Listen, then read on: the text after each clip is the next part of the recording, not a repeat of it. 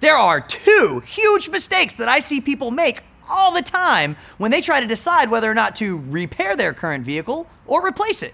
Hey, I'm Rob the Car Guy with Kindred Automotive, and today we're going to talk about what those two big mistakes are and how you should be thinking about this problem.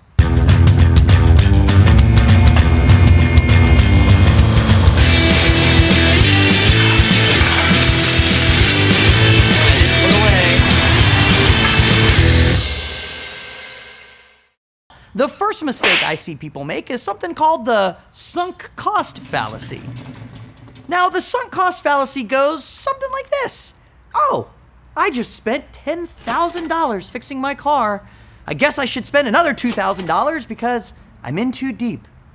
No, that's a terrible way of thinking about it. That is the sunk cost fallacy. It tells us that we tend to make decisions about the future based on what we've spent in the past. This is the exact same reason why you finished that terrible book that you hated on page 50, or why you stayed in that long relationship for way too long, because you've put in too much time. Now, sometimes you should be thinking about what costs you've already put into a vehicle, but we'll talk about that a little bit later. Now, the second huge mistake I see people making all the time when they're deciding is, well, what I call the current value problem. And the current value problem goes something like this. Well, my vehicle's only worth $2,000, so I'm not going to spend $2,000 to fix it because that's more than it's worth. But it really doesn't make sense if you think about it. I mean, after all, you're not going to fix your vehicle and then turn around and sell it.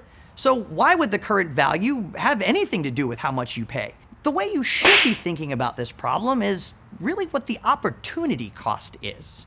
Now, the opportunity cost is how much the next best alternative is going to be.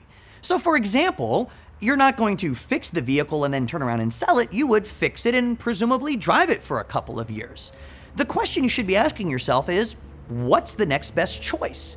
If I don't fix my vehicle, then, well, I'd probably go buy a new car, and then I'm gonna have car payments and higher insurance, higher taxes, things like that. So the way you should be thinking about this problem is, what am I going to spend over the next couple of years if I repair my vehicle, and what would I spend if I were to replace it? That way you can think about only the future expenses and ignore what you've spent in the past. So for example, if your vehicle's pretty reliable and should be able to go 2, 3, 4 years with minimal extra cost, it may be worth fixing it for you. Now would be a great time to ask your mechanic what they think. Realistically, can it go a few more years, or is it going to be just one expense after the other? Now, of course, this works if the only thing that you care about is dollars and cents. There may be other reasons you want to keep that old vehicle. Maybe it has some kind of sentimental value to you. Or you may just want to go buy a new car. Maybe you want the latest technology or safety features, and that's okay too. But the important thing is that you make the right financial decision for you and your family, and, well, your mechanic can help you decide when it's time to repair that vehicle and when it's time to replace it. And that's how you should be thinking about this problem. What do you think? Did we miss anything important to consider? Let us know in the comments below, and maybe we'll include it in a future video. Make sure you like this channel and subscribe to our future videos. I'm Rob the Car Guy with Kindred Automotive. We'll see you next time.